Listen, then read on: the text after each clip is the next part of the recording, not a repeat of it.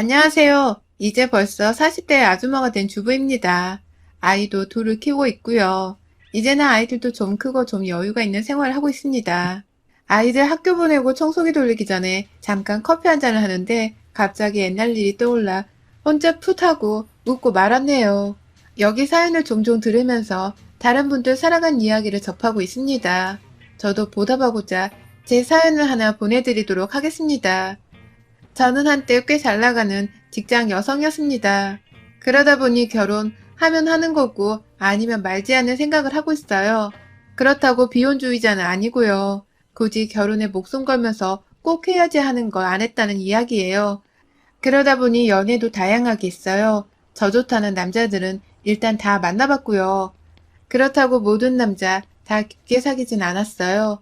연애는 신중하게 결정했어요. 그런데 어느 날 회사 부하 직원이 집요하게 저에게 구애를 하는 거였어요. 대리님, 한 번만 만나주세요. 제발 기회라도 주세요. 왜 나만 안 되는데요? 아니, 글쎄, 절대 안 된다니까? 나 연하는 질색이야. 그리고 사내 연애는 더더욱 안 돼. 너 내 앞길 막을 일 있니? 다른 데서 알아봐. 아직 얼굴에 젖살도 붙어있는 애가 어디서 누님한테 들이대. 심지어 저보다 4살이나 연하였어요. 저는 연하는 절대 안 사귄다는 주의였어요. 제 이상형이 내가 존경할 만한 사람이었어요. 그러다 보니 대부분 나이 지긋한 분이거나 유부남이 대부분이었죠. 어떻게 괜찮은 남자들은 다 유부남이었어요. 그러다 보니 만나는 남자들이 다 시시해 보였죠. 하물며 연하는 더더욱 싫었어요. 그 부하 직원은 정말 집요하게 저에게 구애를 해왔습니다. 그때마다 전 콧방귀를 뀌며 거들떠 보지도 않았죠. 그런데 제가 사고를 치고 말았어요. 오래간만에 괜찮은 남자와 연애를 했는데 글쎄 알고 보니 유부남이었어요. 정말 배신감이 컸어요. 그날도 후배는 저에게 보자마자 또 들이댔어요. 그래, 누나가 오늘 기분도 안 좋은데 술이나 한잔 사라. 그날 술을 먹으면 안 되는 거였어요. 후배와 술을 먹으며 제 연애사를 주저리주저리 이야기를 했나 봐요. 기분이 너무 안 좋아서 술을 막 먹었더니 엄청나게 취한 거죠.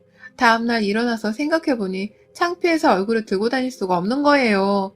후배가 동네방네 소문이라도 내면 어떡하지 하고 걱정을 하면서 회사로 달려갔어요. 대리님, 숙취 음료예요. 어제 많이 드셨죠? 집 앞까지 택시 태워드렸는데 집에는 잘 들어가셨죠? 다행히 후배는 입이 무거웠습니다. 그날 저녁 일로 저를 곤란하게 하지도 않았고요. 나이 어린 친구치고는 괜찮은 애다라고 생각했어요. 후배는 그 뒤로도 볼 때마다 저에게 데이트 신청을 해왔어요. 그래, 내가 졌다. 내가 실수한 것도 있고 하니 이번에 내가 술 삼아. 이번에 너무 많이 안 마실 거야. 자꾸 술 권하지 마. 그렇게 후배와 데이트를 하게 되었어요. 후배는 꽤 자상했어요. 하나에서 열까지 저를 잘 챙겨주었죠. 항상 연애하면서 제가 주로 챙겼었는데 이렇게 챙겨주는 남자를 만나니 이것도 나쁘지 않다고 생각이 들었어요. 대리님, 저 하나 부탁할게요. 우리 집에서 식사 한 번만 해주세요. 엄마가 자꾸 여자 만나는 것 같은데 집에 안 데려온다고 성화세요. 딱 한 번만 우리 집에서 식사 한 번을 해주세요. 그래도 마음속에 괜찮은 사람이라고 생각을 하고 있어서 집안 식구들도 궁금하긴 했어요. 만약에 모르니 알고 있어도 나쁠 건 없다 생각했죠. 그렇게 약속을 잡고 후배의 집에 저녁 식사를 하러 갔어요.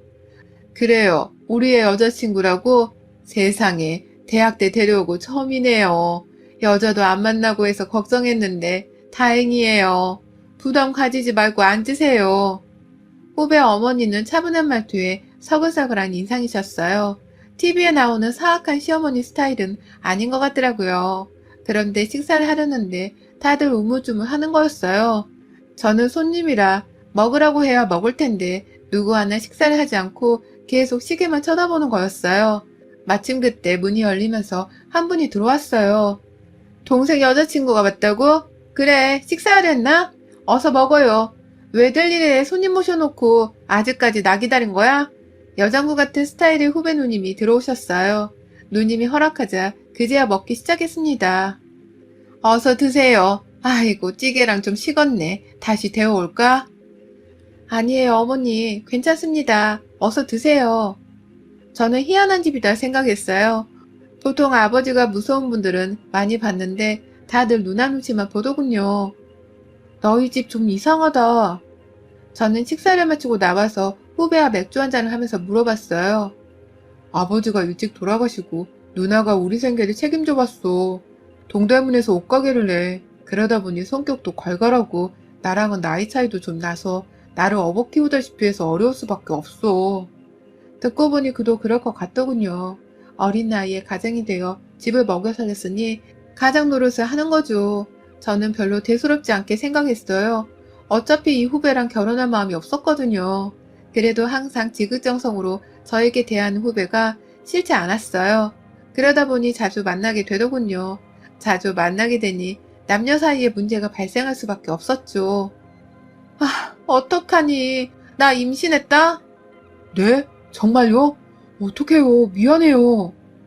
야, 그날 술 먹고 네가 에휴, 내가 너한테 뭐라고 하니? 내가 잘못한 거지. 머리가 아팠어요. 생전 이런 실수를 한 적이 없는데 얘랑만 있으면 내가 마음이 풀어져 버려서 큰 실수를 해버렸어요. 대리님, 우리 결혼해요. 우리 아기 낳고 같이 살아요. 예, 결혼이 누구의 이름이니? 갑자기 결혼 이야기를 하고 있어. 잠깐만, 나 지금 머리가 너무 아프다. 한동안은 정말 아무 생각이 안 났습니다. 내가 이런 실수를 하다니. 나 자신에게 실망스러웠습니다. 그런데 어느 날 전화 한 통을 받았어요. 후배의 어머니셨어요. 직접 회사까지 찾아오셔서 어쩔 수 없이 만나야 했습니다. 그래요. 내가 아들한테 이야기 들었어요. 축하해요.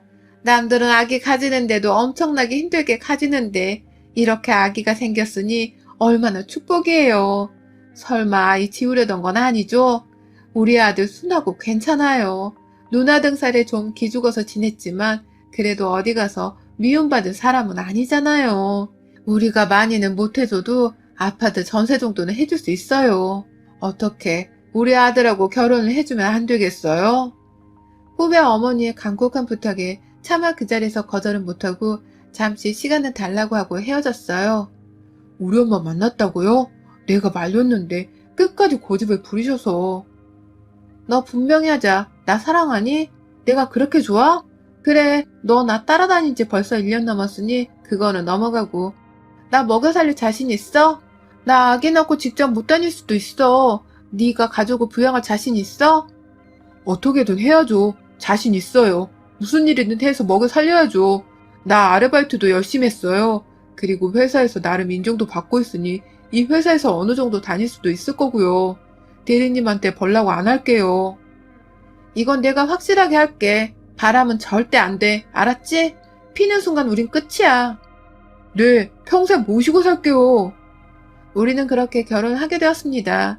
사실 저도 나이가 점점 들고 어디 가서 저렇게 나 좋다고 하는 사람 만나기 쉽지도 않고 거기다가 전셋집까지 마련해준다는데 아이를 지우느니 차라리 결혼을 하는 게 훨씬 나은 선택이라고 생각했습니다. 그런데 이때부터 저의 불행이 시작이었습니다. 매사에 조용조용 하시던 시어머니 대신에 시누이가 결혼에 적극적으로 관여를 하더라고요. 왜 내 집이니? 내가 가꾸고 가구도 내 취향에 맞춰서 하고 싶잖아요. 실내 장식? 내가 아는 후배한테 맡겼어. 그리고 실내 장식 하면서 가구도 함께 맞췄으니까 그렇게 알라고. 내가 다 내라고 안 할 테니까 실내 장식 비용 일부만 지급해. 시누이는 아예 결정을 해서 통보를 했어요. 저는 남편을 사정없이 째려봤지만 시어머니도 남편도 찍소리도 못했어요. 하물며 드레스를 고르는데도 나타나셨어요. 자, 이거 중에 골라봐. 요즘 추세야. 나 동대문이지만 패션의 메카야. 요즘 드레스 추세 다 알고 있다고. 몸매를 보니 이게 더 잘 어울릴 것 같은데? 정말 기가 막혔습니다. 매사에 이런 식이었어요. 결정해서 통보. 그런데 아무도 말을 안 하는 거예요. 그렇다고 내가 나서서 싫다고 하면 처음부터 찍힐까봐 정말 싫다는 말이 목 아래까지 나오다 말았어요. 저의 스트레스를 남편이 다 감내해야 했지요. 더 대형 사건은 그 뒤로 벌어졌어요. 어느 날 가게로 남편과 저를 부르시더군요. 이거는 내가 동생한테 주는 거야. 사양하지 말고 받아요. 내가 업어 키운 애인데 벌써 장가를 가다니 내 마음이 찡해. 그러면서 신혼여행 자금이라며 300만 원을 주셨어요. 저야 나쁘지 않았어요. 전셋집도 마련해주고 실내 장식도 거의 해주고 신혼여행 자금까지 주니 제 비자금만 더 생기는 거죠. 살면서 혹시 모르잖아요. 그래서 저는 준비했던 결혼 자금을 비상금으로 해놓으려 했지요. 드디어 결혼식을 하고 신혼여행을 가려고 공항으로 갔어요. 임신 초기라 멀리 못 가고 가까운 동남아 리조트에서 묵기로 했습니다. 빨리빨리 와, 비행기 늦겠다. 글쎄 공항에 신우이가 나와 있는 거였어요. 저는 정말 이거는 아니다 싶더라고요. 신혼여행을 따라오는 신우이가 어디 있어요. 정말 드라마에서나 나오는 일이 저에게 벌어진 거예요. 그래 잘들 쉬라고. 나도 이참에 며칠 휴가 내서 놀러 온 거니까 내 걱정 말고 둘이 알아서 놀아요. 나는 나대로 놀 테니까. 리조트에 도착하자마자 신우이는 유유히 사라졌어요. 아니 어떻게 신혼여행을 따라올 수가 있어? 그리고 왜 나한테 말 안 했어? 정말 이럴 거야? 저는 그동안 쌓인 화를 신혼 첫날 밤에 퍼부었어요. 아니 누나가 그냥 비행기만 같이 타고 간다고 했어. 난 같은 리조트인 줄 몰랐지. 우리한테 아무 부담 안 줄 거다라고 했어. 아까 그러셨잖아. 알아서 쉬라고. 그냥 우리 누나 봐도 모른 체 하고 지내면 돼. 그리고 자기야, 사실 전셋집이랑 실내 장식이랑 거진 누나가 도와준 거야. 우리 누나한테 잘해야 해. 내가 무리한 부탁하는 거 아니잖아, 응? 정말 산 넘어 산이었습니다. 거의 결혼 자금은 신우가 된 거였으니까요. 그러니 저렇게 당당할 수밖에요. 저의 신혼여행은 그날로 끝났습니다. 알아서 논다던 신우이는 저녁에 심심하다며 같이 밥을 먹자고 남편을 데리고 둘이 술집도 갔습니다.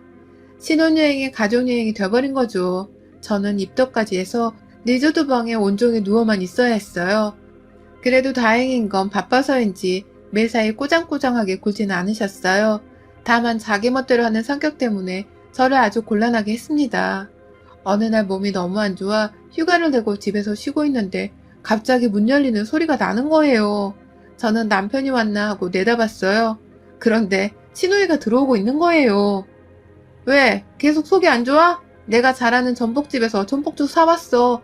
이거라도 어서 먹으라고. 아니, 우리 집 번호를 알고 있는 거예요.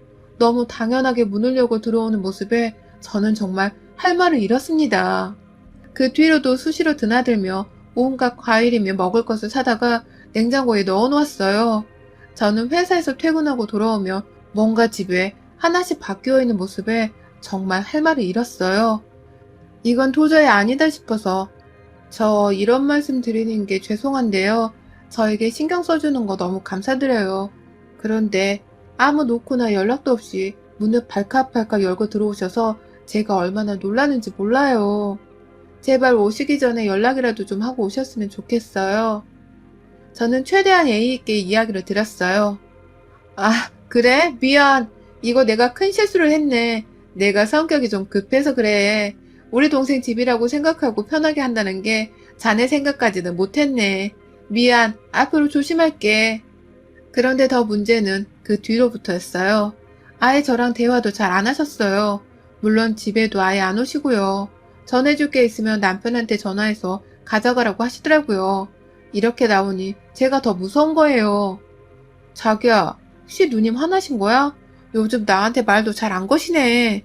전에는 집에도 가끔 들리셨는데 아예 안 오시고. 아니야, 누나가 주변에 물어봤는데 신혼집에 막 찾아가는 거 큰 실례라고 들었대. 그래서 자기가 잘못했다고 오히려 나한테 당신 잘해달라고 하더라고. 우리 누나 그렇게 속 좁은 사람 아니야. 그 뒤로는 정말 별탈 없이 아이를 낳고 살 수가 있었습니다. 물론 그 뒤로도 신우이는 저와 잘 마주치질 않아서 항상 가시방석 같았어요. 아이를 낳자 시어머니가 수시로 와서 도와주었는데 신우이는 한 번 오더니 내가 있는 데가 먼지가 많아서 아이한테 해로울 것 같아 사진이나 자주 보내달라고 하고 나가버리셨어요. 저는 정말 이 사태를 어떻게 하면 풀지 하고 고민을 안 할 수가 없었어요. 그 뒤로 있는 일들이 더 나를 힘들게 했어요. 아이를 출산하고 얼마 안 돼 추석이었어요. 그래도 명절이니 이것저것 준비를 하려고 했어요. 명절 준비한다고? 출산한 지 얼마나 됐다고 그래. 아니야. 이번 명절은 그냥 지나가자고. 집에서 쉬어. 나랑 엄마랑 어디 온천이라도 다녀오려고 그래. 그냥 푹 쉬어. 정말 큰일은 그 뒤로 일어났어요. 곧 시아버지 제사가 돌아왔습니다. 그래도 제사는 지내야 했기에 시어머니와 상의해서 우리 집에서 지내기로 했어요. 제사가 많지도 않고 아들 집에서 지내는 게 당연해서 제가 한다고 했어요. 제사? 내가 지낼 건데? 왜 딸은 자식 아닌가? 내가 지낼 테니 신경 쓰지 말라고. 아빠랑 각별해서 내가 꼭 지내드리고 싶어서 그래. 그냥 시간 맞춰서 늦지 않게 제사나 지내러 오라고. 저는 정말 찍혀도 단단히 찍혔거나를 느꼈어요. 왜 여자는 여자가 안다고 하잖아요. 도대체 이 난관을 어떻게 헤쳐나가야 하나 매일 고민이 되더라고요. 남편한테 물어봐도 아무 문제 없다는 대답만 들었기에 더 답답했습니다. 그러던 어느 날이었어요. 신우이가 조용히 할 말이 있다며 부르시더군요. 저는 드디어 올 것이 왔다고 느꼈어요. 목소리가 전과는 다른 목소리였거든요. 뭔가 중요한 할 말이 있는 듯한 목소리였어요. 저 말이야, 내가 좀 물어봐야겠는데. 네, 말씀하세요. 저는 마음의 준비를 단단히 했어요. 불호령이 떨어져도 들을 자신이 있었습니다. 내가 하는 말, 엄마나 동생한테는 비밀이야. 내가 어디 가서 물어보기도 힘들고 해서 그래도 가족이니까 물어보는 거야. 네, 말씀하세요. 남자랑 어떻게 사귀는 거야? 왜 있잖아. 언제부터 사귀는 거야? 그냥 몇 번 만나면 사귀는 거가 되는 건가? 저는 갑작스러운 신우이의 말에 무슨 영문인지 몰랐어요. 저 갑자기 남자라니요?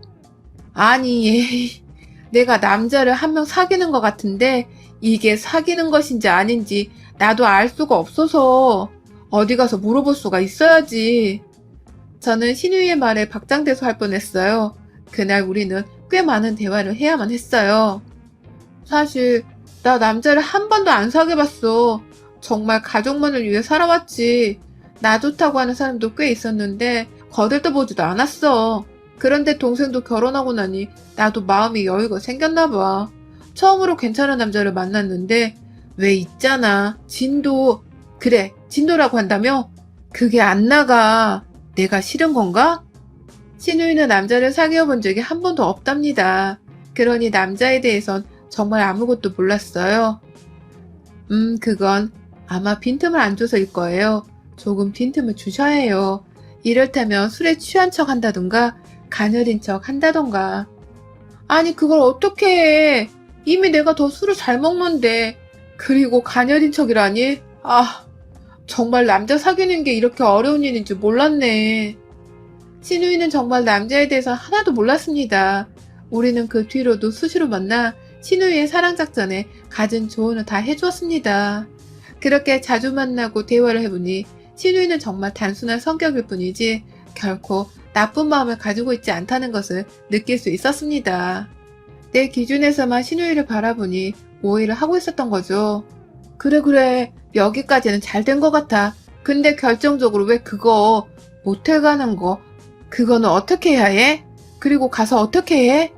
정말 남자에 대해서는 순수한 사람이었습니다. 저의 조언이 잘 통했는지 신우이는 40이 넘어서 결혼식을 올리려고 합니다. 물론 제 드레스를 고를 때처럼 제가 드레스를 골라주었고요.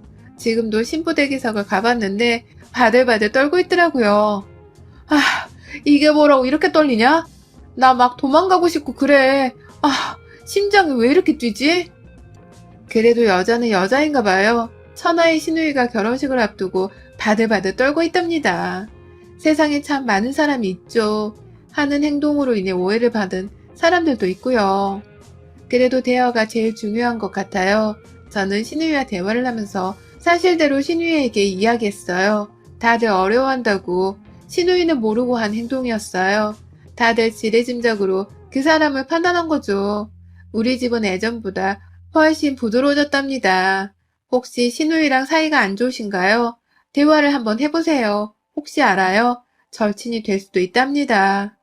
여러분의 생각은 댓글로 남겨주세요. 오늘도 시청해주셔서 정말 감사합니다. 안녕하세요. 40대 주부입니다. 저도 힘든 일이 많아 이곳 사연을 들으면서 많은 유안으로 삼았습니다. 얼마 전 저에게도 기가 막힌 일이 벌어져서 이렇게 글을 쓰게 되었습니다. 저는 할머니와 살았습니다. 아빠 엄마는 이혼 후에 뿔뿔이 흩어지셨다네요. 어린아이를 어디에 맡기실 수가 없으셨던 할머니가 저를 돌봐주셨습니다. 사실 그냥 밥만 먹여주시는 거지 그렇게 많은 사랑을 받고 살지는 못했어요. 할머니 혼자 살기에도 버거운데 나까지 있으니 모든 원망은 다 저 때문이었습니다. 지금은 나이가 드니 아마 아빠 엄마에 대한 원망을 저에게 화풀이 하신 게 아닌가 생각이 드네요. 그러다 보니 고등학교를 마치자마자 도망치듯 서울로 올라왔습니다. 정말 억척스럽게 파출부며 공장이며 안 해본 일 없이 닥치는 대로 일을 했습니다. 지금의 남편을 만난 것도 공장에서였습니다. 언제까지 일용직으로 살 수가 없어서 기술이라도 배우자는 생각으로 조그마한 방직 공장에 들어갔습니다. 재봉틀 기술도 익히면서 돈도 벌고 식사와 잠자리까지 제공해 주어서 나름 만족하며 지냈습니다. 하물며 그때는 동대문이 호황이었던 때라 일거리는 넘쳐나고 직원은 항상 모자랐습니다. 저는 돈도 벌고 기술도 익히는 게 목표였기 때문에 정말 온종일 일했습니다. 햇볕도 들지 않는 재봉틀 소리만 들리는 지하에서 종일 일만 했습니다. 항상 먼저 일을 시작하고 제일 늦게까지 일을 하는 것도 저였습니다. 우리 김양 같은 직원만 몇 명 더 있어도 내가 정말 편하게 일하겠는데. 항상 고마워요, 김양. 마감 촉박한 건 항상 김양 차지네. 펑크 안 내고 잘해주고 있어요. 기술도 금방금방 배우고 복덩이가 굴러들어왔어. 사장님은 나이가 좀 있는 편이었어요. 항상 웃는 얼굴로 직원들 간식도 사다 주시고 너무 오래 지하에 있으면 건강 해친다고 낮에는 강제로 밖에 나가서 햇볕도 쬐고 휴식을 하게끔 해주셨어요. 글쎄 전에 부인도 여기서 일을 했는데 맨날 지하에서 일만 하다가 폐병에 걸려서 죽었대. 그래서 저렇게 철저하게 직원들 건강관리 시킨대. 같이 일하는 언니들을 통해 사장에 관한 이야기를 가끔 들을 수 있었습니다. 저는 저랑 나이 차이도 많이 나고 솔직히 아직 남자를 생각해 본 적도 없었습니다. 오로지 목표는 조그마한 단칸방을 마련하고 번듯한 직장을 가져보는 게 현재의 현실적인 소원이었습니다. 혹시 김양 남자친구는 없어? 어머 사장님, 저 여기서 거의 24시간 있어요. 제가 언제 남자 만나러 나가는 거 보셨어요? 갑자기 실없는 소리 하세요. 사장님과는 꽤 아주 친해졌습니다. 이곳에 오기까지 참 다양한 사람들을 만났는데 사실 일이 힘든 것보다 사장과의 문제 때문에 그만두는 경우가 더 많더군요. 어린 여자애라고 깔보고 제때 돈을 주지 않는 곳도 있고 날 한번 어찌해보려는 남자 사장들도 많았어요. 사장님은 거의 매일 붙어 있었는데 저에게 한 번도 출근되거나 이상한 행동을 하지 않고 마치 여동생 대하듯이 저에게 편하게 대해주셨어요. 항상 너무 일만 하면 병 생기니 나가서 놀기라도 하라고 용돈도 쥐어주곤 하셨지요. 혹시 말이야, 나는 어때? 아니 당장 어떻게 하자는 건 아니고 나랑 영화도 보러 다니고 하면서 차츰 알아가는 거 어떤가 해서. 나는 김양이 정말 마음에 들거든. 아 그렇다고 뭐 이상하게 생각하지도 말고 그냥 순수하게 관심을 표현하는 거야. 나이 많은 사별남이라고 싫다고 하면 내가 더는 이야기하지 않을게. 사장님은 어느 날 난데없이 저에게 고백을 해왔습니다. 사장님, 사실 저 남자에 대해 한 번도 생각해 본 적 없어요. 정말 먹고 살기 힘들어서 누구와 뭘 한다는 생각 자체를 안 했어요. 그래서 연인 그런 거 말고요. 그냥 서로 알아가는 정도가 좋을 것 같은데. 저는 솔직한 심정을 이야기 드렸어요. 제가 남자를 사귀어 본 적도 없고 그렇다고 덥석 사귀자고 할 수도 없었어요. 사실 좀 무서웠거든요. 내가 싫다고 하면 갑자기 태도가 돌변해서 쫓아내지는 않을까 하는 심정이었어요. 지금 일하는 데가 여태까지 일했던 중에선 제일 벌이도 좋고 나름 만족하고 지냈으니까요. 사장님과 전 그렇게 데이트를 시작했어요. 그렇다고 대단한 건 아니었고요. 가끔 일이 없을 때 영화도 보고 서울 시내 구경도 하고 만난 것도 먹으러 다녔어요. 서울 와서 처음으로 이런 여유를 가지는 게 나름 행복하더군요. 사장님은 저에게 함부로 대하지도 않았어요. 항상 예의를 지키고 저를 어찌하려고 하거나 하지는 않았어요. 그러니 저는 사장님에게 더 믿음이 갔어요. 이런 거 물어봐도 되는지 모르겠는데 전 부인은 어떻게 되신 거예요? 직원들이 말하는 게 다 틀리더라고요. 사장님에게 직접 듣고 싶어요. 곤란하시면 안 해도 돼요. 하긴 직원들이 수군거리는 거 나도 들었어. 나도 조금씩 들었는데 다들 잘못 알고 있더군. 내가 굳이 나서서 해명하기는 이상해서 그냥 듣고만 있었어. 사장님에게 전 부인의 이야기를 듣게 되었습니다. 원래 아픈 친구였어. 여기 오기 전부터 많은 공장들을 돌면서 햇볕 없는 지하에서 오래 지내다 보니 병이 깊어진 거지. 꽤 예쁜 사람이었어. 난 첫눈에 반했지. 그런 친구를 병으로 보낼 수 없었어. 내가 결혼해달라고 거의 매일 사장하다시피 쫓아다녔지. 결혼해서 내가 고쳐주고 싶었거든. 근데 결혼하고 2년 만에 세상을 뜨게 됐어. 사람 일이라는 게 인력으로는 안 되는 게 있더라고. 참 마음이 따뜻한 사람이었습니다. 그때부터였던 것 같아요. 이 사람이라면 내 평생을 맡겨도 되지 않을까라는 생각을 했어요. 사실 사장님이 현재 저로서는 감지덕지였죠. 나이 차이야 뭐 별거인가요? 살다 보면 같이 늙어갈 텐데요. 저는 제 이야기를 해주었어요. 여태 누구에게도 제 이야기를 하지 않았거든요. 제 조건을 듣고 아니다 싶으면 이쯤에서 끝내자고 했어요. 더 관계가 깊어지면 저도 힘들 것 같더라고요. 사장님은 아무 상관없다고 하셨어요. 하물며 자기가 나이도 많고 한 번의 사별 경험도 있는데 받아줘서 고맙다고 해주셨어요. 우리는 그렇게 정식으로 사귀게 되었어요. 물론 회사에는 절대 말하지 않기로 하고 몰래몰래 만났죠. 제 인생의 가장 아름다운 때였어요. 여태껏 정말 외롭게 혼자의 힘만으로 헤쳐나간 인생을 살았다가 누군가가 내 앞에서 나를 지지해주고 도와주는 사람이 있다는 게 이렇게 든든한지 처음 알았어요. 하지만 역시 행복이 찾아오면 불행도 같이 오나 보더군요. 저의 이런 행복한 기분은 미래의 시어머니를 만나는 순간 무참하게 깨졌어요. 그래, 너는 어떻게 된 애가 결혼한다고 데려오는 여자마다 이 모양이냐. 처음엔 병 걸린 년이더니 이제는 고아야? 너도 참 가지가지 한다. 이젠 나도 너랑 더 말싸움 하기도 싫다. 둘이 살던지 뭐하던지 신경 안 쓰련다. 내가 참 기가 차서 말도 안 나온다. 이런 애를 신부감으로 데려와서 이 어미 속 타서 죽는 꼴을 보려고 하는 거냐? 첫인사 자리에서 악담을 퍼붓더니 자리를 박차고 나가버리셨어요. 예상은 했지만 이번엔 정말 심한데? 사장님은 예상은 했었는지 한숨만 쉬시더군요. 이 정도였으면 저한테 이야기해 주셨어야죠. 사실 앞에서 저런 이야기는 처음 들어보네요. 그러게, 나도 이 정도일 줄은 몰랐어. 예전엔 나한테만 따로 온갖 욕을 하셨지 저렇게 당사자 앞에서 해대시는 건 처음 보네. 난감해하는 사장님을 보니 안쓰러웠어요. 저에게 많이 미안해 하셨고요. 제가 좀 노력해 볼게요. 오늘 처음 봤잖아요. 아마 전부인 때문에 많이 화가 나신 것 같아요. 솔직히 저도 조건이 그리 좋지 않은 건 알고 있어요. 어느 정도 감수해야 한다고 생각은 하고 있었어요. 저는 어떻게든 어려움을 헤쳐나가는 데는 자신 있었습니다. 장래 시어머니가 저의 본 모습을 보면 인정해 주실 거라고 굳게 믿었습니다. 저도 여태 호락호락하게 인생을 산 것은 아니었거든요. 우리는 결혼식도 하지 않고 그냥 제가 남편 집으로 짐을 옮겨서 신혼생활을 시작했습니다. 남편은 저에게 면사포를 씌워주지 못해서 미안해했어요.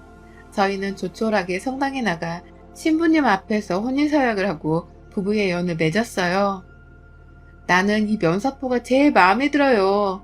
가끔 마음에 울분이 쌓였을 땐 새벽에 성당에 나가면 마음이 차분해지더라고요. 성당에 쓰는 하얀 도건이 미사포가 전차 마음에 들었어요. 결혼하자마자 전 시어머니에게 달려갔습니다.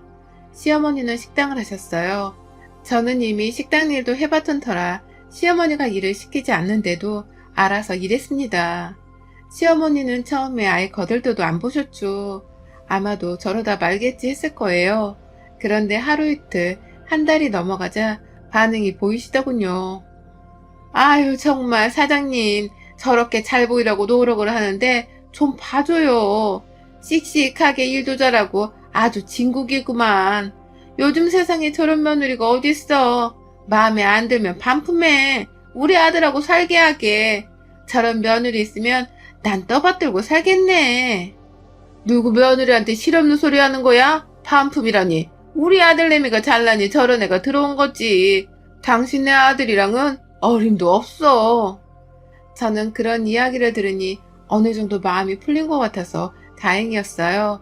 온갖 구박을 받으며 버텨온 시간에 보상을 받는 것 같아서 너무 기뻤습니다. 저는 그렇게 자연스럽게 시어머니 식당에 없어서는 안 될 사람이 되었어요. 시어머니는 철저해서 술 심부름은 절대 안 시키셨어요. 그래서 3, 4시만 되면 퇴근하라고 했지요. 저는 그렇게 시어머니와 조금씩 가까워졌어요. 그런데 결국 사건은 터지고 말았어요.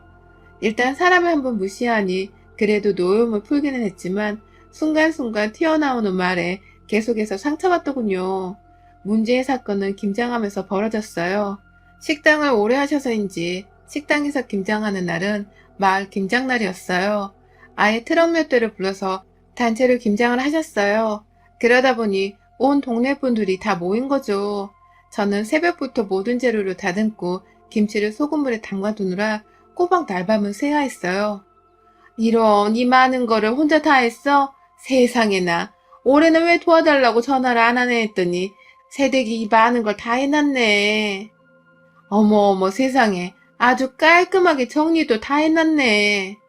그러게 저렇게 예쁜 며느리인데 뭐가 골이 났는지 그렇게 구박을 해대더라고. 심술꾸러기 옆에네 같은 이라고. 아니 옆에네들이 정말 왜 남의 집 일에 끼어들어? 내가 시켰어? 너 말 바로 해라. 내가 너 이렇게 하라고 내가 시키더냐? 아니요 어머님 제가 한 거예요. 아주머님들 싸우지 마시고 어서 자리 잡고 하세요. 제가 따뜻한 커피 타드릴게요. 아슬아슬했지만 그래도 저는 최대한 밝게 보이려고 했어요. 괜히 분위기 안 좋게 하기 싫었거든요.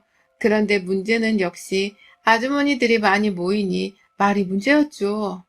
아니 말이 나와서 그렇지 나이도 많고 사별까지 하는 아들내미 구제해줬더니 어떻게 저렇게 시집살이를 시킨대. 이봐 요즘은 시엄마가 눈치 보면서 사는 세상이야.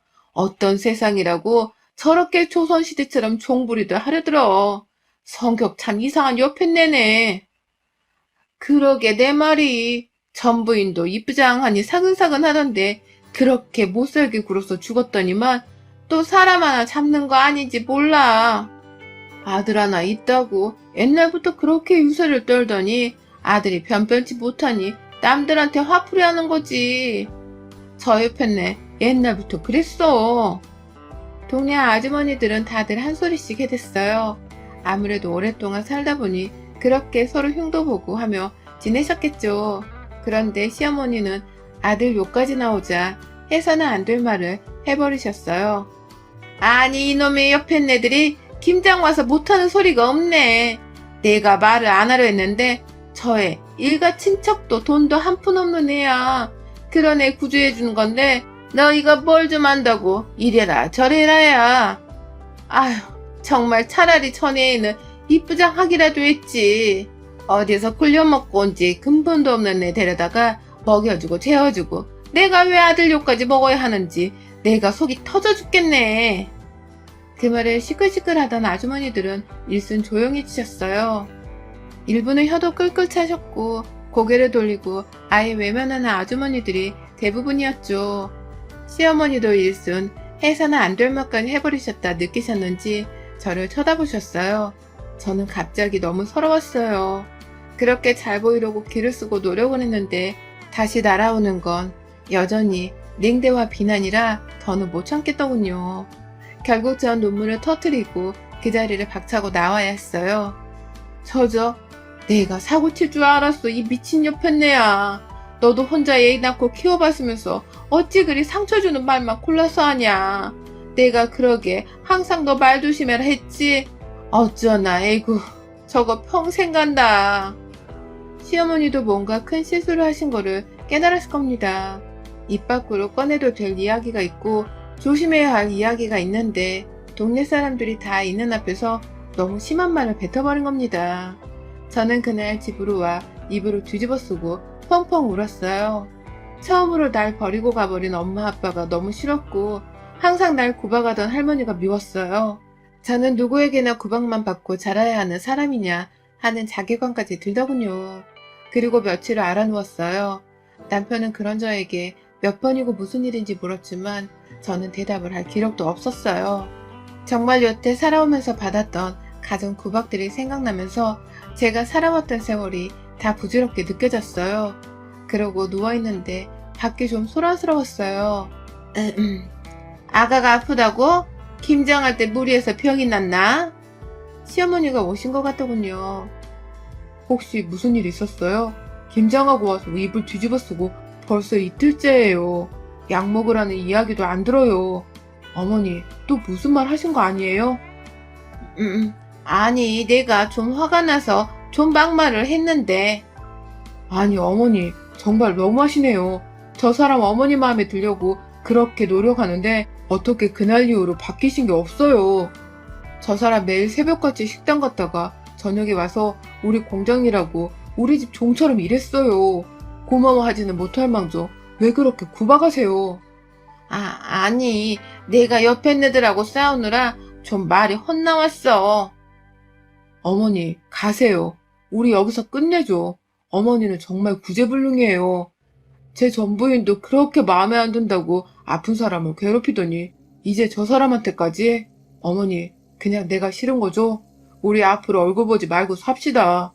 나도 이제 지긋지긋해요. 아니, 엄마한테 무슨 연을 끊고 살자니? 아무리 엄마가 잘못했기로서니 네가 그게 엄마한테 할 소리냐? 그럼 어머니가 저 사람한테 하는 이야기는 해도 된 소리예요? 저 사람 어머니한테 그런 말 들을 사람 아니에요. 어머니가 저 사람 인정 안 하니 저도 어쩔 수 없어요. 아예 우리 안 보고 사시죠. 시어머니는 너무 당황하신 것 같더군요. 한동안 정적이 흘렀어요. 아픈 와중에도 이건 아니나 싶더군요. 저는 힘겹게 일어나야 했어요. 어머니 오셨어요? 들어오세요. 시어머니는 남편 눈치를 보더니 잽싸게 들어오시더군요. 저는 무릎을 꿇고 말씀드렸어요. 어머니, 제가 마음에 안 드신 거 알고 있어요. 그런데 근본이 없는 사람 아니고요. 어머니, 아빠, 엄마, 할머니 계세요. 다만 사연이 있어서 따로 살고 있을 뿐이에요. 그리고 저 고등학교만 나와서 서울로 혈연단신 올라와서 여태까지 안 해본 일이 없이 살았어요. 그런데 한 번도 몸 허투루 굴린 적 없고요. 저 사람이 내 첫사람이에요. 그런 것까지 의심하면 전 이 집에 더 있을 수가 없네요. 저도 사람인지라 이제는 더 어떻게 해야 할지 도저히 모르겠네요. 짐 싸서 나가라고 하면 제가 나갈게요. 저 때문에 가족의 분쟁이 있는 건 저도 원치 않아요. 저는 눈물을 뚝뚝 흘리며 그간 시어머니에게 하고 싶은 이야기를 해드렸어요. 남편도 저만 치해서 눈물을 흘리며 서 있더군요. 내가 뭐라든 아니 그냥 옆에 애들이 하도 입방정을 떨어서 내가 말이 헛나왔다. 미안하다. 내가 원래 말실수가 잦아. 네가 이해해라. 그건 그렇고 정말 우리 아들이 처음이었냐? 그러면서 아들을 쳐다보시더군요. 아마도 남편에게 물어보신 거겠죠. 의심하셨겠죠. 당연하죠.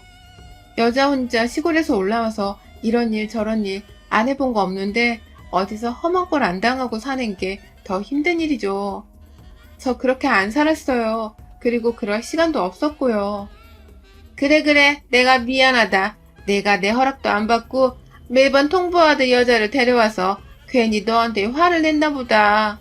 내 앞으로 조심하마. 우리는 그렇게 서로의 오해를 풀고 가족이 될 수 있었습니다. 물론 그 뒤로도 시어머니는 꾸준히 말실수하셨어요. 저는 앞에 큰일을 겪으니 이제 그런가 보다 하고 지냈어요. 함께 지내니 그 사람의 성격을 알게 되잖아요. 시어머니는 원래 항상 말이 앞서서 나가서 주변과 말다툼도 참 많이 하셨는데 대신 뒤끝이 없어서 항상 잘 마무리되는 분이셨지요. 저에게 가끔 말실수하셔도 바로바로 미안하다고 사과를 하고 하시니 저도 더는 시어머니한테 화를 낼 수 없겠더라고요. 그래도 저도 사람인지라 시어머니가 믿게 느껴지는 건 어쩔 수 없었어요. 언젠간 시어머니를 한번 골려주려고 마음을 먹고 있었지요. 그날은 그리 오래 걸리지 않았어요. 시간은 흘러 다시 김장하는 날이 왔어요. 올해도 다 해놨네. 자네 때문에 우리가 한결 편하네. 앞으로 몇 명 좀 불러. 혼자 하다 병나. 작년에 며칠을 이불 싸매고 누웠다며? 그래 그래 미련퉁이처럼 굴지 말고 여자가 좀 여우 같은 맛도 있어야지. 어머니 저 아파서 이번 김장 못 가겠어요. 좀 그래봐. 어서 해봐. 올해는 좀 안 싸우고 지나가나 보자. 어떻게 김장 때마다 싸우냐. 다들 일이나 해. 이러다 해 떨어지겠네. 이 집에 와서 두 번째 김장이라서인지 이제는 이분들의 말도 친근하게 느껴지더군요. 저는 기회는 이때다 싶어서 시어머니에게 가만히 이야기해드렸어요. 어머니, 제가 할게요. 엊그제 인천 다녀오셔서 힘드시잖아요. 어제 많이 힘들다고 하시더니 좀 쉬세요. 시어머니는 제가 무슨 말을 하는지 모르겠다는 표정을 지으셨어요. 그런데 앞에 앉은 아줌마와 눈이 마주치는 순간 아차 싶으셨겠죠. 그래요. 어머니는 요즘 만나는 남자가 있었어요. 최근 들어 부쩍 자주 만나시고 얼마 전에 여행까지 다녀오시더라고요. 이 옆에 내가 우리 오빠 만나지 말라고 했지? 내가 한 번만 우리 오빠 만나면 너 죽고 나 죽고 하자고 했지? 아니 이 옆에 내가 네 오빠 만나는데 네가 왜 맨날 난리야? 나도 너 때문에 네 오빠 안 만나려고 했는데 그 사람이 어찌나 나 좋다고 쫓아다니는지 할 수 없이 만나주는 거다. 아주머니는 앞에 있는 김치를 들더니 시어머니 얼굴에 냅다 갈기시더군요. 일명 김치 귀싸대기를 맞으신 거예요. 그 뒤로는 정말 김장 모임은 아수라장이 되고 난리가 났어요. 저는 속이 다 시원하더라고요. 차마 제 손으로 시어머니를 때릴 수는 없고 다른 사람에게 김치 귀싸대기를 맞는 거 보니 후련해지더군요. 그 뒤로 어떻게 됐냐고요? 제 덕에 시어머니는 공식적으로 아저씨랑 사귀었고 이제는 함께 살게 되었어요. 시어머니도 남자가 생기자 천상 여자처럼 지내셨어요.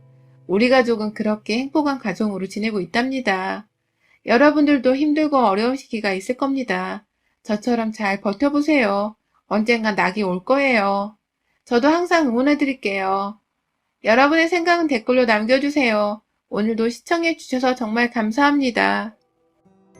안녕하세요. 저는 30대 후반 여자입니다. 첫째 아이는 올해 5살이고요. 둘째는 이제 막 태어난 지 6개월 되어 제가 모유수를 하면서 키우고 있답니다.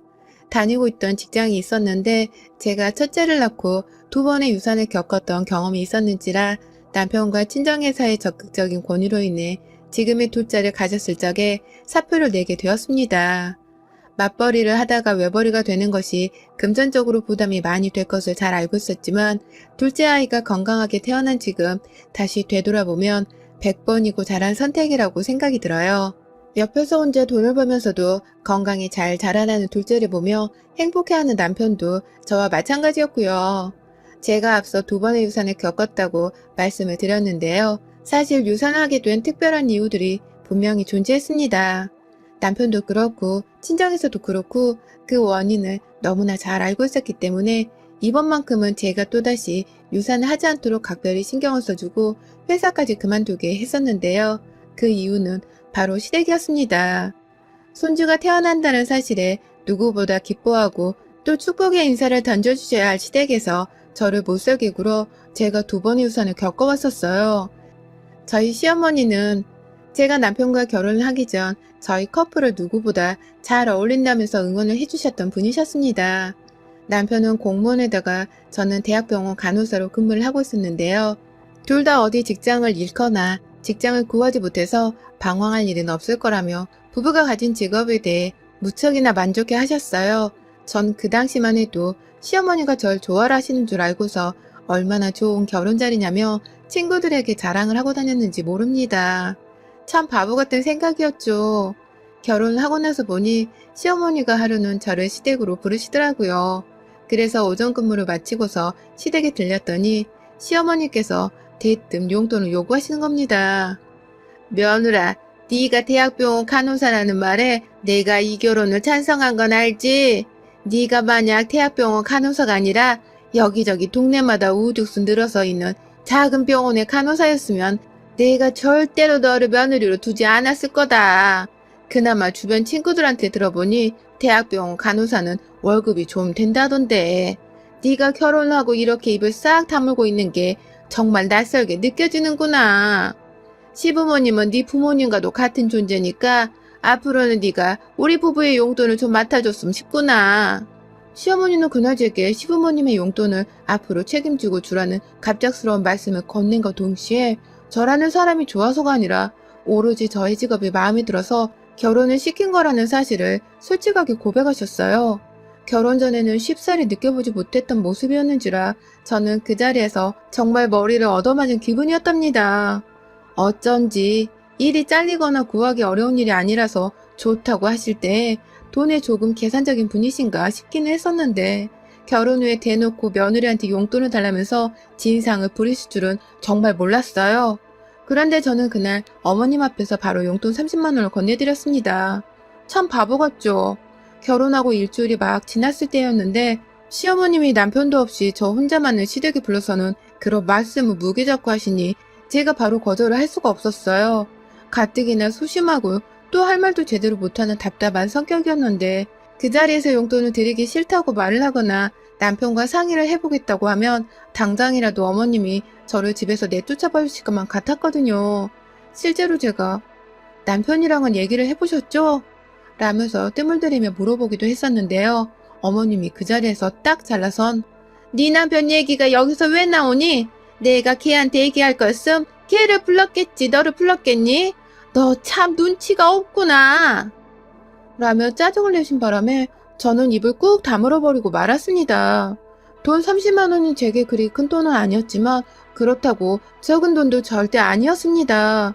일단 당장 급한 불부터 끄자면서 어머니께 돈을 입금시켜 드리고 난 후에 집에 가서 남편에게 솔직하게 털어놓자 남편은 불같이 화를 냈습니다.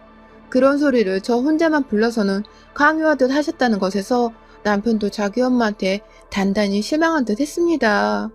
결국 남편이 다음날 저와 함께 퇴근을 시댁으로 가줬어요.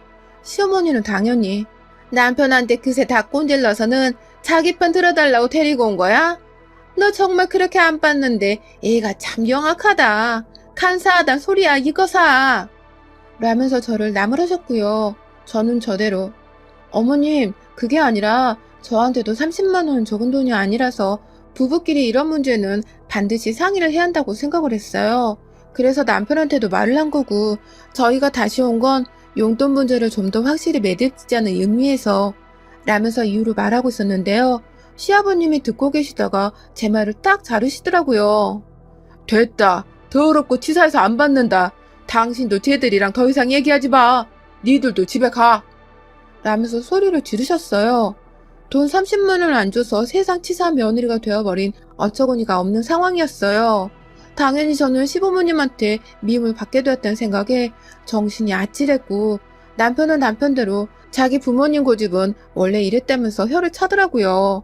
결국 그날 아무런 합의도 대화조차 없이 저희 부부는 황급히 쫓겨나듯 집으로 돌아왔어요. 그 후 저는 남편의 뜻에 따라 시댁에 따로 연락을 드리진 않았습니다. 제가 굳이 잘못을 했다고 할 것도 없는데 혼인한 것이 불쾌하기도 했고 소심한 성격 탓에 뭐라 말씀을 드려야 할지도 몰라 그냥 따로 연락은 하지 않았던 것이에요. 돈 문제가 있으면 자기 핏줄인 아들한테 직접 상의를 하시면 되는 거니까 전 나설 필요가 없다고 생각을 한 거죠. 그런데 저희 시부모님은 정말이지 무슨 생각을 하시는 분들인지 예측하기가 힘들었습니다. 그 후 연락이 또 없다면서 남편이 아닌 저를 통해 몇 번을 전화하셨는지 모릅니다. 제가 병원에서 핸드폰 확인이 힘들어 잘 보지를 못하는데 출근했을 때마다 연락이 와서는 제 사물함이 완전 진동으로 요동치게 만드셨죠. 그러다가 한순간에 연락이 멈추셨어요. 제가 첫 아이를 가졌다는 사실을 저희 남편으로부터 전해들은 직후셨죠. 제가 따로 연락을 드리기도 전 남편이 저 힘들게 하지 말라면서 시어머니께 연락을 따로 드린 모양이었더라고요. 그 바람에 저도 남편에게 고마움과 동시에 시어머님 보기가 더욱 어려워졌죠. 정말로 어머님이 보시기에 제가 남편의 뒤에 꼭 숨어서는 자신을 피하고 있다고 생각을 하실 수도 있었기 때문이에요. 그래서 직접 전화를 드려 임신을 했다는 기쁜 소식이라도 좀 알려드리려고 했는데 어머님은 제 전화를 받자마자 임신한 년 안 괴롭히니까 걱정 마라 라고 말입니다. 이 말을 하시고는 더 들을 것이 없다며 전화를 끊으셨고요. 그렇게 저의 첫째 아이 임신은 축하조차 받아보지 못한 채 시작되었어요. 임신한 동안에는 정말 신기할 정도로 연락이 없었고 집안 자체에 제사가 없다 보니 명절에도 만나봤자 식사만 하고 마는 사이였는데요. 임신했을 적에는 설에 부르시지도 않더라고요. 임산부 먹이기 힘들다는 이유로 말입니다. 아무래도 제가 임신을 했다며 손 하나 까딱하지 않고 차려주는 밥상만 얻어먹을 것이라고 생각을 하신 것 같았습니다. 그로 인해서 저는 졸지에 아무 짓도 안 했는데 임신을 했다는 이유만으로 시댁의 환영을 받지 못하는 존재가 되어버렸죠. 그러다가 출산을 하고서 시부모님이 아기를 보러 병원에 와주셨어요. 아이를 보며 기뻐하시는 시부모님의 모습을 보니 살짝 관계 개선이 될까 싶어서 마음이 놓였는데요. 그날부터 무려 4년 가까이에 걸쳐서 시어머니의 저를 향한 히스테리가 시작되었어요. 제가 첫째 아이 모유수를 한다면서 술도 인스턴트 음식들도 다 끊었었는데 그걸 보고 시어머니가 유난을 떤다고 비난을 하시더라고요. 그걸 시작으로 시어머니는 내내 저를 보란듯이 저희 집으로 애를 핑계대며 찾아오시는 날에는 꼭 손에 술병이나 치킨 혹은 피자 같은 것을 사오셨고요. 당연히 출산하고 나서 그런 음식들을 먹어도 되긴 하지만 저는 절대로 그러고 싶지 않았습니다. 이건 어디까지나 엄마의 결정이고 자유잖아요. 저 또한 그냥 제가 좀 더 아이에게 건강한 모유를 수유하고 싶다는 마음에 아무 음식이나 술을 먹기 싫었던 것입니다. 하지만 시어머니는 그걸 꼭 난 정말 너를 이해 못하겠다. 내가 싫어서 일부러 안 먹는 거지? 그런 거지? 라면서 사사건건 음식을 가지고서 A를 논하셨고요. 그러다가 급기야 저도 몰랐던 사실을 고백하셨습니다. 그간 남편이 시어머니의 입단속을 시키고 저를 괴롭히지 않는 조건으로 다달이 30만 원씩을 어머니께 용돈으로 보내주고 있었습니다. 그걸 시어머니는 니네 남편은 나한테 매달 30만 원씩 보내오고 있는데 내가 너 이런 꼴을 보면 도저히 입을 다물고만 있을 수가 없다. 네가 이 모양인데 내가 어떻게 쓴소리를 하네. 내가 어떻게 널 가만히 속 편하게 내버려 두냐고. 라면서 직접 제 앞에 털어놓으셨고요. 결국 저는 그 말을 듣고는 화딱지가 나서 시어머니께 나가는 소리를 처음으로 질러봤습니다. 내 집에서 나가세요! 라며 아주 비명을 질러댔죠. 엄마가 된 며느리가 남의 자식도 아닌 자기 손주를 위해서 좀 건강한 식단으로 밥을 먹고 싶다는데도 사사건건 유난 떨지 말라고 비난을 하고 욕 한 번을 더 해주려고 하는 시어머니가 참 미웠습니다. 급기야 자기 입으로 절 속 편하게 내버려둘 수 없다고 말을 하던 그 순간 저는 억울하고 서러운 마음에 눈물이 나오려는 거 말칵 참기 위해서 시어머니께 소리를 지른 것이었어요. 매달 남편이 돈 30만 원씩을 입금해 오고 있었다는 것도 처음 듣는 말이어서 얼척이 없었고요. 저를 위해서 그랬다는 남편의 말을 들으니 이 사람도 자기 엄마한테 엄청 시달렸었나 보다 싶어서 얼마나 불쌍했는지 모릅니다. 시어머니가 아니라 말 그대로 원수였어요. 원수. 그럼에도 그 후 시어머니가 집으로 사과 박스도 보내주시고 아이 선물이라면서 애 옷도 사다 주셔서 그 후 저는 2번의 임신을 더 하면서 금방 둘째를 낳는가 보다 싶었습니다. 첫째를 키우면서 부족했던 점들을 기억해내곤 더 잘 키워보고자 노력하며 얼마나 고대했는지 몰라요. 하지만 결과는 참혹했습니다. 2번 모두 임신 4, 5개월 차에 유산을 해버렸죠. 2번의 임신을 했던 동안 시어머니께 직접 임신 사실을 고하면서 조금이라도 둘 사이에 서로가 함께 기뻐할 수 있는 일을 공유해보고자 노력을 했었는데요. 그런 저의 긍정적이었던 의도와는 달리 시어머니는 제 말을 이상하게 해석을 하셨어요. 마치 임신했으니 전화도 하지 말고 이젠 집으로 오지도 말라는 격한 부정으로 받아들이신 것 같습니다. 그 바람에 저는 임신 사실을 구했다가 뭘 그런 걸 나한테 전달하고 그러니 출산했다고 술 안 먹으면 안 마시던 고상한 너인데 나한테 생색내지 말고 잘 키워라. 또 음식 가려 먹는다고 엄청 유세 떨겠네. 안 봐도 뻔하지. 라는 악담을 들어야만 했고요. 임신했다는데도 저희 집에 올 때마다 보란듯이 술을 사와서는 마셔봐 라고 건네주거나 안 마실 거 뻔하지. 그럴 줄 알았어. 혼자 유세 떠는 건 하여튼 알아줘야 해. 라고 비꼬는 시어머니의 말씀에 스트레스를 받아도 너무 받아버리고야 말았습니다. 일을 하는데 일이 손에 잡히기는커녕 오히려 남편 말고는 시댁 어느 누구한테도 축복을 받지 못한 임신이라 생각이 들어서 괴로움이 더 커져만 갔고요. 혼자 마음속으로 앓고 끙끙대다가 결국 스트레스 때문인지 갑작스런 출혈 증상을 보이며 2번의 임신 모두 유산이 되어 버렸습니다. 그 바람에 남편도 꼭지가 돌아서는 다신 시댁을 아는 척도 하면 안 되겠다면서 마음의 벽을 쳐대기 시작했어요. 연락은커녕 끝까지 들고 있던 용돈도 바로 끊어버리고는 아예 가족 간의 연을 없애려고 하더라고요. 그러더니만 제가 다시 임신을 했었을 땐 저희 남편부터 시작해서 친정까지 나서서는 절대로 이번만큼은 스트레스 받게 하지 마 라고 엄포를 놓아서는 시댁의 임신 사실을 고하기는커녕 아예 집 전화기까지 없앤 채 소리 소문 없이 산다는 식으로 잠수를 타버렸습니다. 남편의 주도하에 저 또한 이번만큼은 내 일을 지키고 싶다면서 시부모님은 없는 사람 마냥 생각하고 살았고요. 혹여나 집으로 쳐들어올까봐 저는 회사까지 그만둔 채 친정에 가서 한참 태교에 힘쓰다가 출산까지 무사히 했어요. 정말 임신을 한 거 가지고서 007 작전을 펼치듯이 오호발을 떨면서 출산까지 한 것이죠. 다 시어머니 때문에 말입니다. 둘째를 가졌다는 것, 그리고 곧 출산한다는 사실을 제가 출산하기 직전에 시어머니께 말씀을 드렸습니다. 그러자 시어머니도 오랜만에 연락이 와서 애가 하나 더 생길 거란 소식을 들으니 사뭇 놀라셨는지 그러니? 라고만 대답을 하다 끊으시더라고요. 시어머니를 다시 보기 싫은 마음이 커서 굳이 알려주고 싶지는 않았지만 그래도 아이의 할머니시니까 아이를 낳고 나서 보여드리기는 해야겠다 싶었습니다. 코로나로 내내 사람 만나는 게 부담스러워서 집에서 애만 키우며 친정 식구들만 들락날락거리게 하다가 지난 3월쯤 한번 시어머니를 초대했어요. 그런데 글쎄 시어머니가 손에 또 술잔을 들고 오신 겁니다. 저한테 출산을 했으니 회포라도 풀어야지 않겠냐면서 말이죠. 들어오자마자 나는 술병 부딪히는 소리에 저나 남편이나 또 예민해져선 기분이 잡쳐지고 저는 저대로 시어머니께 모유수를 해야 하는데 무슨 술을 사오셨어요?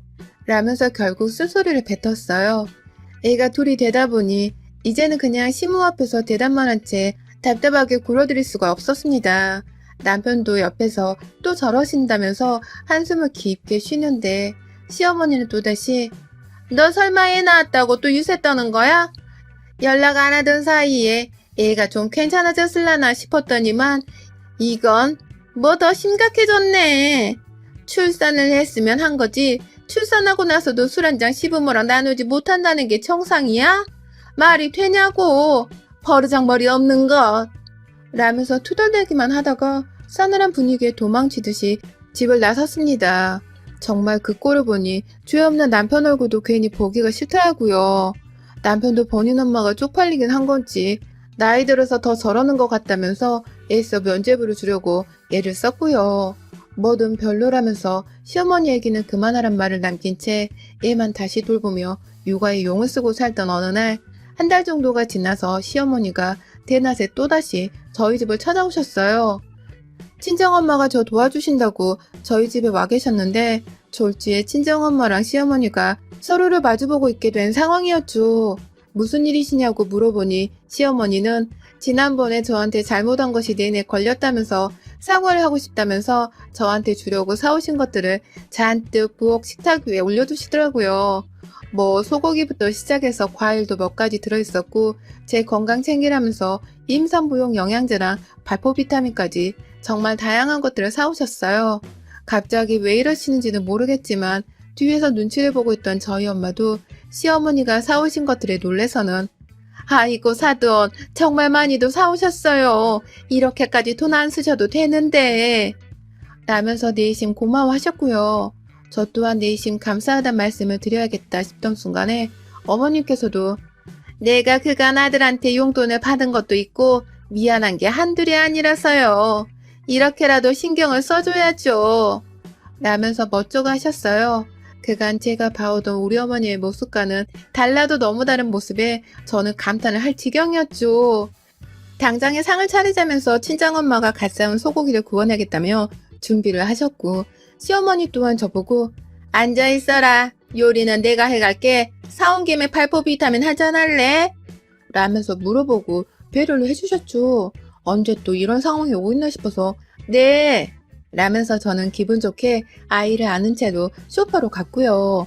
한참 부엌에서 두 어머님이 뚝딱뚝딱 거리는 소리가 들려왔어요. 두 분도 서로 어색한 건지 그리 대화를 많이 나누진 않았고요. 그래서 저도 뻘쭘하지 마시라고 부엌에서 TV 소리를 조금 더 키워드렸습니다. 그러다가 시간이 얼마쯤 지났을지 시어머니가 먼저 부엌에서 나오시더라고요. 유리컵 안에는 뽀글뽀글하게 끓어오르고 있는 노란색 발포 비타민이 정말 보였고, 자, 이거부터 먹고 소고기 한 판 때리자 라면서 활짝 웃으며 건네주시는 시어머니 손에서 그 잔을 받아들이는 순간 당연히 한치의 의심도 없이 그 잔을 받아 마셨습니다. 발포 비타민이 물에 보글거리다가 거품만 일며 잔잔해져 가길래 거의 다 녹았다고 생각을 했고요.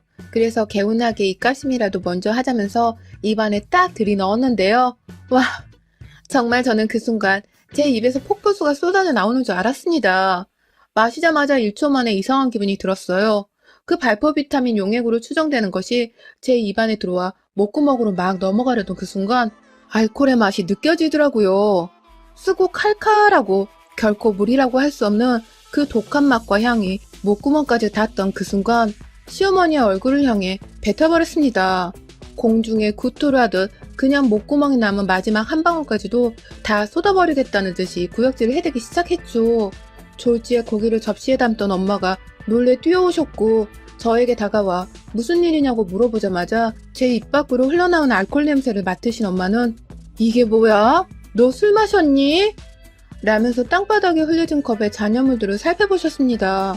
그리고는 엄마와 제가 동시에 그 물 안의 용액은 순수한 발포 비타민이 아닌 알코올이 들어간 술이라는 것을 알아버렸네요. 시어머니가 글쎄 어디다가 숨겨왔는지 모르겠지만 그 술을 바로 발포 비타민에 섞어다가 저한테 들이미셨더라고요. 애를 안고 있다 말고 컵을 받아들여서는 제대로 확인을 해볼 새도 없이 저는 입안에 들이밀었고 그 바람에 먹자마자 느껴지는 알싸한 맛에 본능적으로 뱉어내 버린 것이었습니다. 나한테 뭘 먹인 거야? 라는 비명과 함께 아이를 당장 친정 엄마한테 맡기고는 시어머니의 멱살을 쥐어 잡았습니다. 시어머니를 끌고 부엌으로 들어갔다가 부엌 식탁 한켠에 올려진 시어머니 가방 안에서 소주 한 병을 발견했어요. 그걸 굳이 가방 속에 숨겨서까지 들고 와서는 저한테 한번 먹여보고 싶었나 보더라고요. 진짜 저희 언니가 말한 대로 시어머니는 사이코패스인 것이 분명했습니다. 순간 소주 한 잔을 시어머니 입에다가 부어줘야 하나 싶어서 가방 안에 있던 소주병 뚜껑까지 따려고 했는데요. 뒤에서 엄마는 일커진다면서 말리고 있고 옆에서 시어머니는 그러게 내가 주는 술을 좀 받아 마시고 깍듯하게 굴면 내가 좀 너를 좋아했겠냐. 얼마나 지가 고상한 줄을 알면 시모가 주는 술 한 잔을 거절하려고 치 까다롭다고 별짓하려 다 하고 말이야. 내가 널 좋게 볼 이유란 게 없었어. 아니 네가 자초한 일이나 다름없어. 라면서 조잘조잘 거렸습니다. 그러니 저도 술 먹고 알딸딸한 상태로 시어머니를 집에서 쫓아내는 것보다는 맨정신에 제대로 홍군형을 내줘서 다시는 내 앞에 얼굴을 못 내밀도록 개쪽을 주는 것이 맞다고 생각했습니다. 시모가 사온 동그란 발포 비타민 통이 2개 정도 놓여져 있었는데 그것들 뚜껑을 모조리 따서는 안에 든 동그란 발포 비타민을 쏟아냈어요. 그리고는 여러분들이 상상하시는 이상이 벌어졌습니다.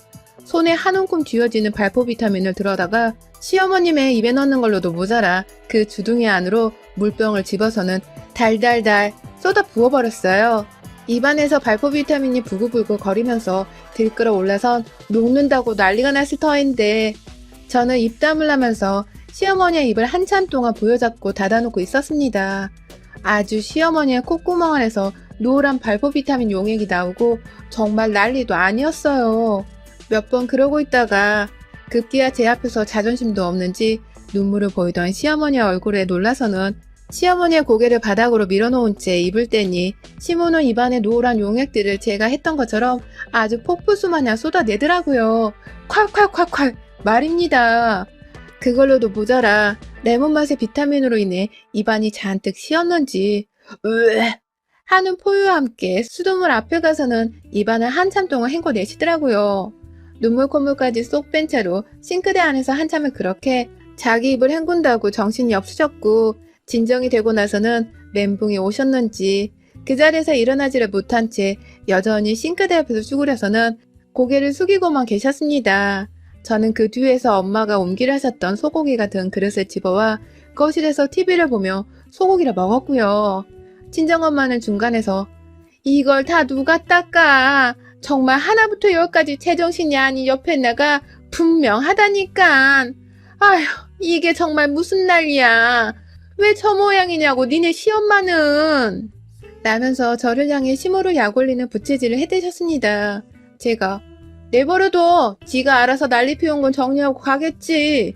라고 말을 하자 시어머니는 정말 한참을 더 싱크대 위에 기대고만 계시다가 자기 스스로 행주를 빨아와서는 바닥을 닦으시더라고요. 자기 입에서 나온 비타민 용액이랑 제 입에서 나온 소주 용액을 말입니다. 그렇게 저희 모녀 앞에서 바닥 걸레질을 한참 동안 하시던 시어머니는 집안이 좀 정리가 된 듯 보이자 집을 나가려 하셨고요. 그 와중에 자기가 사온 음식들이 돈 아까웠는지 도로 들고 가려고 부엌에서 봉지들을 챙기는 소리가 들리더라고요. 그래서 저나 엄마가 누가 먼저랄 것도 없이 그거 놓고 안 가? 있는 것도 도로 뺏기고 싶어? 라며 소리를 질러댄 바람에 시어머니는 놀래 자빠져선 후다닥 주랭나치듯 저희 집을 나가셨습니다. 그게 바로 2달 전 제가 마지막으로 본 시어머니의 모습입니다. 어째 우리 집 시어머니는 손주가 태어났다는데도 며느리 구워 삼을 생각밖에 하시질 않는 건지 지금까지도 도통 이해가 가질 않아요. 제가 둘째 아이는 소리 소문 없이 낳으려고 했다는 것과 일도 그만둔 채로 편안하게 애를 키우는 것 같아서 본인 딴에는 괘씸했던 것일까요? 아니면 술을 같이 마셔주지 않는다는 이유로 제가 정말 임신과 출산에 대한 생색을 냈다고 생각을 하셨던 것일까요? 뭐가 되었든 참 이기적이고 이해하기 힘든 사람이었던 것은 분명했습니다. 그러니 저도 어른 대접은커녕 그 난리에 푸대접을 하며 집에서 쫓아낸 것이죠. 곁에 두고 살아봤자 도움 한 번 안 될 것 같은 우리 시어머니를 정리하고 나니 이제는 누구 하나 저한테 강요하듯 술 마시라고도 안 하고 안 마신다고 주제넘게 핀잔도 주지 않아서 속이 너무 편하네요. 이대로 아이들 좀 더 열심히 키우다가 나중이 되면 간호사 일도 다시 하면서 맞벌이로 다시 씩씩하게 살아가려 합니다. 시어머니를 빼놓고 생각하니 앞으로 하고 싶은 것도 많고 속 편할 일도 참 많아지네요. 여러분의 생각은 댓글로 남겨주세요. 오늘도 시청해주셔서 정말 감사합니다.